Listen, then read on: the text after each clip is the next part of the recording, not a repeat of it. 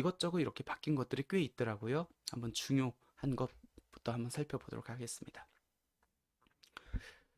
토지와 건물 일괄 취득 양도시 안분 계산 예외 규정 신설입니다. 내용이 조금 어려울 수 있는데 그래도 한번 들어보세요. 우리가 이제 특히 상가 같은 경우가 여기에 해당되거든요. 상가를 매매한다라고 보면은 어떻게 보면은 상가 건물 부분이 있고 상가 부수 토지 부분이 있습니다. 근데 보통은 매매 계약서를 작성할 때는 건물분 얼마, 토지분 얼마 이렇게 구분을 하지 않고 일괄적으로 이렇게 매매 계약서를 작성하거든요. 그렇게 되면 양도세 신고할 때 전체 금액을 갖고 기준시가로 안분해 가지고 건물에 대한 양도가액, 토지에 대한 양도가액을 구분해 가지고 양도소득세를 계산합니다. 근데 가끔씩은 절세 목적으로 아니면 부가세 부담이 너무 커 가지고 내가 매매 금액을 건물은 얼마, 토지는 얼마 이렇게 구분해 가지고 매매 계약서에 기재하는 경우들이 있습니다. 그렇게 되면은 요거를 악용해 가지고 세금을 회피하는 사례가 있기 때문에 토지 매매 그 매매 계약서에 토지와 건물을 구분 표시하면은 원칙적으로 인정을 해주는데 그 구분 표시한 금액이 아까 기준시가 등으로 안분했을 때 금액하고 30% 이상 갭이 발생하면은 임의로 구분 표시한 금액을 인정하지 않겠다라는 겁니다. 근데 그 구분 표시할 때 그럼 뭐 이게 불분명한지 30% 초과되는지 그거는 어떻게 판정합니까? 부가세법 시행령에 따라서 이제 판정하도록 되어 있었는데 이 부분이 그동안 조금 세법 과정에서 조금 어 조금 뭐라 할까?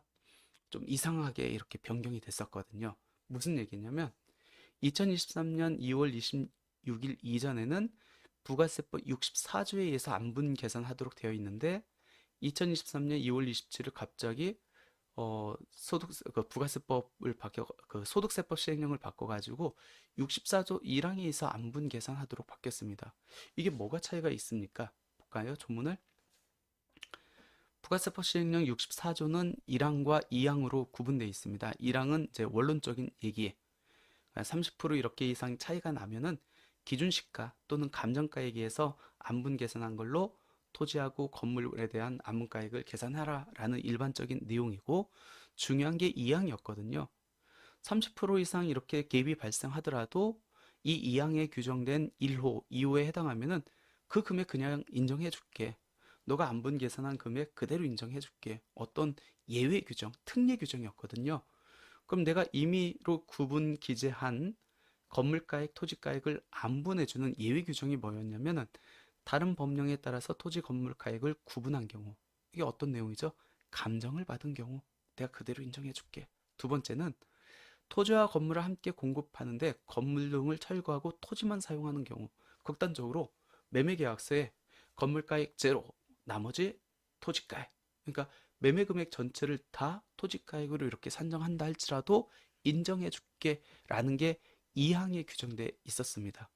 근데 2023년 2월 27일 양도부는 1항에 의해서만 안분 계산하도록 세법이 개정되다 보니까 이때 이후에 건물가액을 제로, 토지가액을 전체 금액으로 구분 표시했다 하더라도 이 예외 규정을 적용받지 못해서 어떻게 해야 되죠? 기준시가로 안분해야 되는 그런 불상사가 발생했습니다. 이 부분을 이제 개정을 했다라는 겁니다. 어떻게 개정했냐면 소득세법 시행령에 딱 못을 박았어요. 그래서 다른 법령에 정하는 바에 따라서 토지와 건물 등을 가액을 구분해서 기재했거나 즉 감정받아 가지고 토지가액 얼마, 감정가액 얼마 이렇게 구분해서 기재했거나 아니면 토지와 건물을 일괄 양도하면서 건물을 이제 철거하고 토지만 사용할 목적이기 때문에 건물 제로 나머지 전체 토지가액 이렇게 되면 건물에 대한 부가세를 서로 주고받지 않아도 되거든요. 그렇게 기재한 경우에는 이제 인정해줄게 이렇게 한 예외 규정이 신설됨으로 인해 가지고 부가세법하고 양도소득세 요 괴리를 일치시켰다 이렇게 보시면 될 것 같습니다. 그래서 2025년 1월 1일 이렇게 소득세법 시행령이 이제 개정됨으로 인해 가지고 1월 1일 양도분부터는 건물가액을 제로, 토지가액을 전체금으로 표시하더라도 그 금액을 그대로 인정받을 수 있다. 이렇게 보시면 될 것 같습니다. 그럼 이때 한 가지 더 우리가 고민을 해봐야 돼요. 예를 들어서 상가를 꼬마 빌딩을 이렇게 넘기면서 어차피 매수자가 건물을 헐고 토지 위에다 다시 신축할 목적이어가지고 건물가액, 부가세가 부담되기 때문에 건물가액은 제로로 하고 전체 가액을 토지 금액으로 표시했습니다. 그러면은 뭐 부가세법상 또 양도소득세도 전혀 괴리가 없는데 양도소득세 측면에서 한번 고려를 해볼 필요는 있을 것 같아요. 어떤 얘기냐면 그럼 양도 금액은 어떻게 되겠죠? 토지 전체 금액이 양도가액이 되겠죠. 그러면 그 양도가액에 대응되는 취득가액을 한번 생각을 해볼게요. 그러면 우리가 이 양도대금은 전부 다 토지죠. 그러면 구주택, 건물에 대한 취득가액을 인정받을 수 있을까요? 없을까요? 당연히 없겠죠. 왜?